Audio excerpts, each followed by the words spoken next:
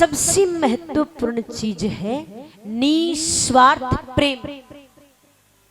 स्वार्थ वाला नहीं। आप और हम सब स्वार्थ वाला प्रेम करते हैं, ध्यान से सुनना। अपन निस्वार्थ प्रेम नहीं करते। करते हो तो बता दो। अगर तुम पे ज्यादा विश्वास है, तुम कहोगे नहीं जी हमारा ऐसा कोई मित्र है, ऐसा कोई रिश्तेदार है जिसको हम ये बोल दे कि तो तेरे को जान देनी, वो जान दे देगा। तो मैं ये कहूंगी जान तो छोड़िए, उसको आप फोन लगाइए और पूछिए भैया हमें कल 10,000 रुपए की आवश्यकता है, कोई ऐसी समस्या आन पड़ी है। तो वो क्या कहेगा कि महाराज तेरे को ये समस्या आन पड़ी, महाराज हमें तो इतनी आन पड़ी है। वो पहले से ही अपनी समस्या बताना शुरू कर देगा ताकि आप कोई उनसे मदद ना मांग ले। आजकल निस्वार्थ प्रेम कोई नहीं करता है। कहा तो ये फिर कहां मिलेगा?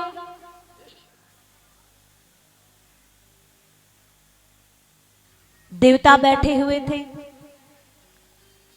कहा ब्रह्मा और ब्रह्माणी के पास तो मिल जाएगा। बोला नहीं। क्यों? क्योंकि वो तो वैसे ही रचना के कार्य में लगे रहते हैं, वहां कैसे मिलेगा? नारद जी बैठे हुए थे, बड़ा प्रेम करते हैं भगवान विष्णु से। कहा मेरे भगवान विष्णु और मां लक्ष्मी के पास तो अवश्य मिलेगा निस्वार्थ प्रेम।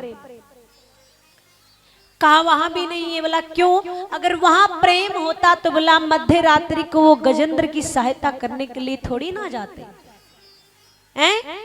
मां लक्ष्मी को अकेला छोड़कर चले गए। कहां प्रेम है? तो बोला कहां मिलेगा फिर? तो कहा अगर प्रेम की पराकाष्ठा कहीं पाई जाती है तो वो कहां पाई जाती है? भोले बाबा और मां पार्वती के पास। क्यों? क्योंकि एक तो वो आधे अंग पे विराजती है, दूसरी बात भोले बाबा कहीं भी जाते तो मां पार्वती को संग लेकर जाते। अब नारद जी को बात अच्छी नहीं लगी। कहा अच्छा। बोला हाँ। बोला मैं उनमें झगड़ा करवा दूं तो? कहा देखिए अभी तो बोला झगड़ा अगर निस्वार्थ प्रेम करते हैं तो झगड़ा हो नहीं सकता, और अगर नहीं करते तो हो जाएगा। बोला वो बाद की बात है, सभी अपने अपने स्थान चले जाते हैं। अब नारद जी इसी इंतजार में कि कब मां पार्वती अकेली मिले, कब मैं जाऊं। एक दो बार गए, भोले बाबा पास मिले, वापिस आ गए। एक दिन क्या किया, गए और मां पार्वती अकेली पहुंच गए। अब नारद जी जाते हैं तो क्या बोलते हैं? मालूम है? नारद जी जहां भी जाते हैं तो क्या बोलते हैं? क्या बोलते हैं? नारायण नारायण नारायण। एक बार जोर से बोल दीजिएगा।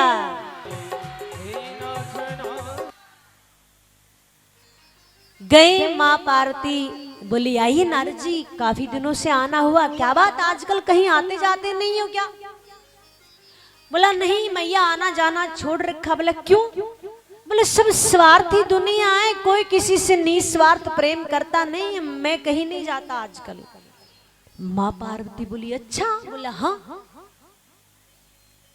मां पार्वती बोली और आपको क्या बताऊं, औरों का तो मैं बता नहीं सकती, आपके बाबा मेरे से इतना प्रेम करते पूछो मत। नारद जी ने कहा अच्छा। बोला हाँ। बोला कितना करते?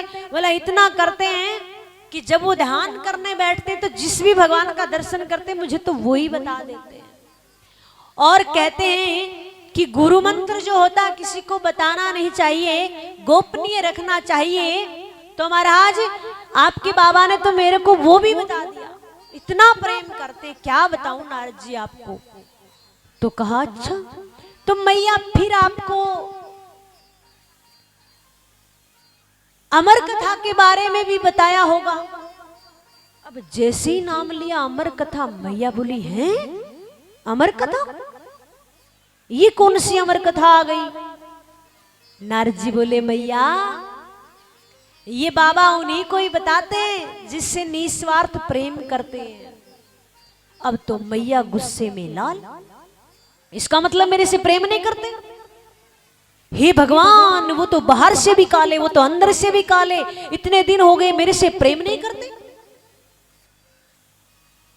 अब जैसे ही बाबा आए, आज तो द्वार पे कोई लेने नहीं गया, कोई स्वागत नहीं किया, मैया गुस्से में लाल। आए बाबा, देखा मां को, पूछा देवी दोनों बच्चे कहां गए? बोला होंगे, मैं पीछे पीछे घूमती हूँ क्या। अब जब माताओं को क्रोध आता है तो ऐसे ही करती है माताएं। फिर इनसे अगर ये गुस्सा हो और घर में आकर कोई बात पूछे तो फिर उल्टा ही जवाब मिलता है, तो थोड़ी देर चुप हो जाते, फिर बतियाने की कोशिश करते हैं कि क्या बात है। बोला देवी आपकी तबीयत ठीक है? बोला हाँ ठीक है। बोले क्यों? बोला आज थोड़ी भांग पीने को नहीं मिली। माँ बोली अच्छा, बड़े बेटे को लड्डू बना कर दो, छोटे को खीर बना कर दो और आपको भांग घोट कर दूं, क्या मैं इसीलिए आई हूं? बाबा ने कहा देवी आप गुस्सा क्यों हैं, बात क्या है, मेरे को बताइए तो सही। बोला कुछ नहीं, एक बात बताओ। बोला हाँ। बोला आप मेरे से प्रेम करते हो? बोला देवी ये कोई पूछने की बात है, हम तो बहुत प्रेम करते हैं। बोला तो ये बताओ आप मेरे से प्रेम करते हो तो फिर ये अमर कथा क्यों नहीं बताई? जैसे ही नाम लिया अमर कथा का, भोले बाबा बोले ये अमर कथा के बारे में किसने बता दिया? नेत्र बंद कर कर देखते हैं, नारद जी आए थे। बोला हाँ, ये ब्राह्मण देवता जहां भी जाते हैं अपना काम पूरा ही कर कर आते हैं। नारद जी का यही तो काम है, जहां झगड़ा नहीं होता वहां झगड़ा कराना और जहां झगड़ा होता वहां बंद करना। अब बाबा बोले देखिए देवी आप नाराज क्यों हो रही है? अमर कथा तो अब सुना देंगे हम आपको। बोला ये बात तो ठीक है सुनानी पड़ेगी, लेकिन आज तक क्यों नहीं सुनाई? बोला देवी आज तक तो इसलिए नहीं सुनाई कि ये जो अमर कथा है ये ऐसी कथा है कि जो भी सुन लेता वो अमर हो जाता है। और आप औरतों की एक आदत है कि आप किसी बात को छुपा कर नहीं रख सकती, और अगर आपको ये बोल दिया जाए ना कि ये बात किसी को बताना मत, फिर तो महाराज पूछो ही मत, बड़ी जल्दी बताई जाती है। माँ ने कहा देखिए मैं अब नहीं बताऊंगी, मेरे को अब आप कथा सुना दीजिए। दोनों जाते हैं कैलाश पर्वत, बैठ जाते हैं, कथा की पूरी तैयारी हो जाती है। अब बाबा क्या करते हैं, पहली ताली बजाते हैं। जैसे ही पहली ताली बजाते हैं तो जितने भी जीव जंतु थे वो सभी अपना अपना स्थान छोड़कर वहां से चले जाते हैं।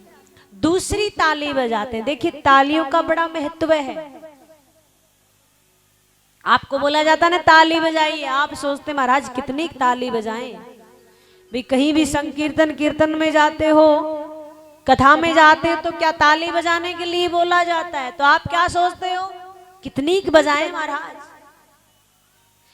ताली बजाने से क्या होता है? आप कथा में कीर्तन में जाते तो क्या होता है? जीव और आत्मा का मिलन होता है।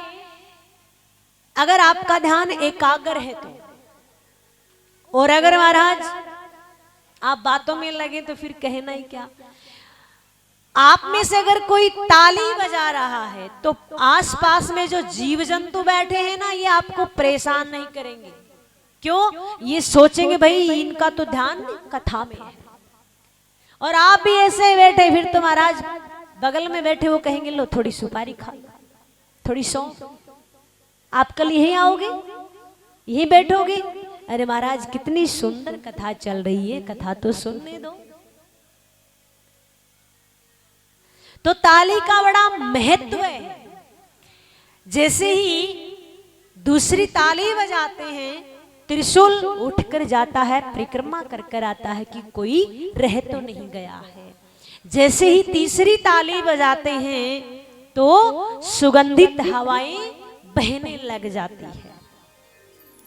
अब बाबा मां से कहते हैं देखिए देवी हम आपको कथा सुना रहे हैं, लेकिन हमें कैसे पता चलेगा? क्योंकि किसी कारणवश किसी प्रसंग को सुनाते सुनाते अगर हमने नेत्र बंद कर लिए तो हमें कैसे पता चलेगा कि आप कथा सुन रही हैं? तो आप ऐसा करना, हुकरा देते रहना। हुकरा समझते हो ना? हाँ, मतलब बताते रहना कि मैं जग रही हूं। अब मां कहती बोला हाँ ठीक है। अब बाबा कथा सुना रहे हैं तो क्या होता महाराज, मां कथा सुन रही है। आजकल की तरह कथा थोड़ी सुनते थे पहले, जैसे भैया आज अब 3 घंटे हम कथा सुनते हैं, और कुछ तो ऐसे भगत जिनको 3 घंटे में भी समय नहीं है, वो भी लास्ट में आते हैं कथा सुनने। ऐसे नहीं सुनते थे। पहले क्या होता था, पूरे दिन कथा चलती थी और शाम को विश्राम ली, वहीं से तुरंत कथा आरंभ हो जाया करती थी। सुबह विश्राम लेती, फिर कथा वहीं से दोबारा आरंभ हो जाया करती। फिर उसके बाद क्या होता, कहीं कहीं तो आज भी होती है, 3 घंटे सुबह होती, 3 घंटे शाम को होती है। और अब तो महाराज मनुष्य के पास समय नहीं है तो 3 घंटे होती है, और अब तो 3 घंटे हो गए, आगे आने वाले समय में कितना समय रहेगा कुछ बता नहीं सकते, क्योंकि इंसान के पास समय नहीं है। अब माँ लगातार कथा सुन रही है, एक ही आसन पे बैठी है। माँ को कथा सुनते सुनते नींद आ जाती है। अब जो कथा मां सुन रही थी, ऊपर वृक्ष पे क्या होता है, एक अंडा पड़ा था। किसका? तोते का।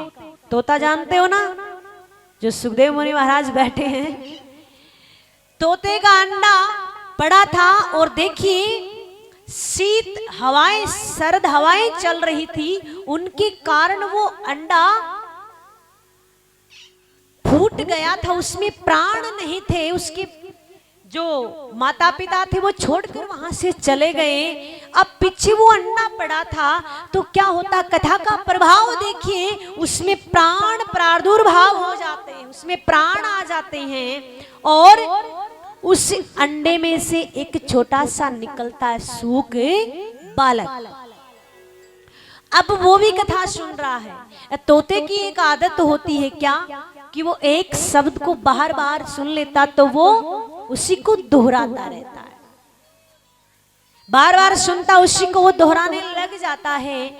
इधर से वो सूक बालक भी कथा सुन रहा, बड़ी सुंदर कथा चल रही, और माँ को कथा सुनते सुनते नींद आ जाती है। बड़ी सुंदर लड्डू गोपाल की कथा चल रही, जन्म हुआ है मेरे कन्हैया का, बड़ा सुंदर विवरण हो रहा था।